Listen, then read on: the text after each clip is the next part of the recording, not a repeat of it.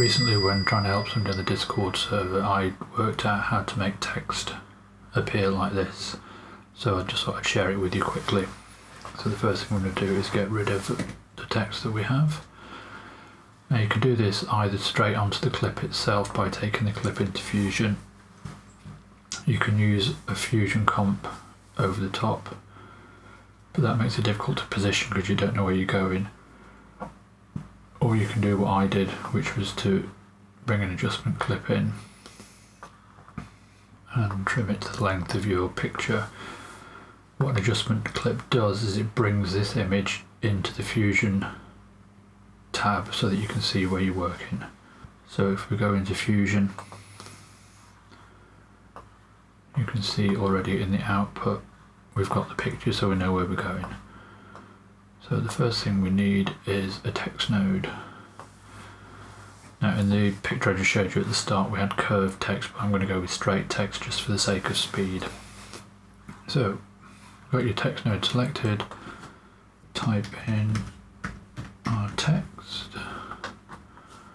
and we will put that into the viewer so that we can see what we're doing, and we will resize it to roughly where we want it. We can always adjust the size again later. Change our font. Burbank Big Condensed is apparently the Fortnite font, and you can get bold or black on the internet. If you search, I use black for this because it's slightly thicker. Okay, first thing we're going to need to do is change the colour of our font, so we will go with the blue font. And now once we've got our basic text, we're going to merge it onto our media in so that we can see our text in situ and position it accordingly. Might resize it a little bit and make it a little bit bigger.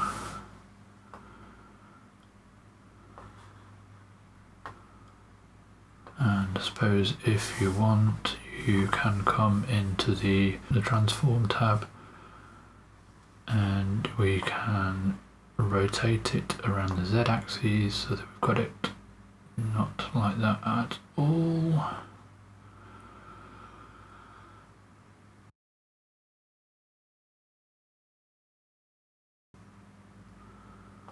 That's doing it by character and I want to do it by word. That's why it's not working. We can rotate it to a jaunty angle and position it. This bit's all nonsense. You don't need to do any of this at all. It's not the point of the exercise. The point of the exercise is this. So we're still in our text node. We come into our shading tab, which is the fourth one along, and we have this section here, shading elements.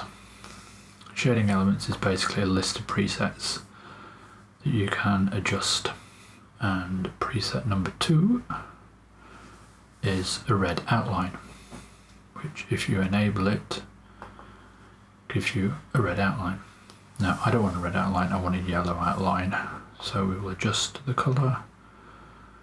So we've got our yellow, and for this effect you need to make it a little bit thicker, so we will bring our yellow outline up to about there. The next element we had was a shadow. Element number 3 is a shadow. If we enable that, you'll see a shadow appears underneath the text. Now, what we want is for that shadow to appear between the blue text and the yellow outline. And this was the thing that I discovered. So if you come down to the bottom of your shading tab, you've got position. If you open position, you have priority, and each of your shading elements has a priority. So the shadow at the minute has a priority of 6, and the outline has a priority of 7. So the higher the number, the closer to the front of the text layers it is. So basically all we need to do is swap our shadow and our outline.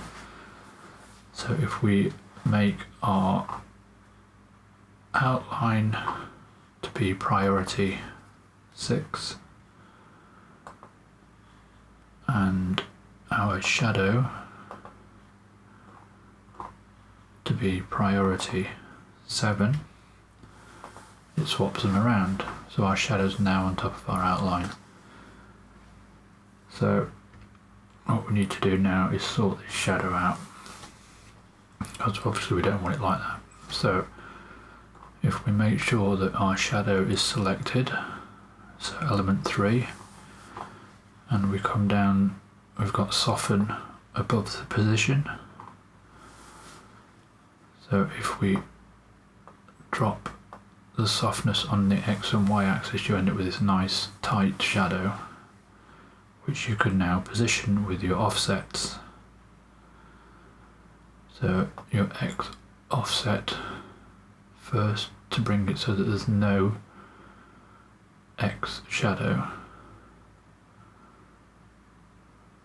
thus, and your Y offset next will bring the shadow nearer to the base of the text. So if we have it so that you've got just a little bit of the outline still left, because what we're now going to do is go back to softness and we're going to soften the Y, thus. And now if we hit full screen, you can see you've got your shadow running under your text.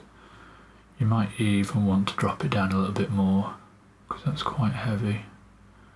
So just pull it back slightly so you get the balance that you're after.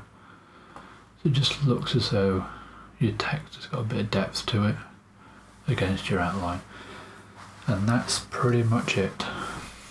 I hope you find it useful. If you do, please feel free to subscribe, like and hit the notification bell, and hopefully I will see you again soon. Cheers.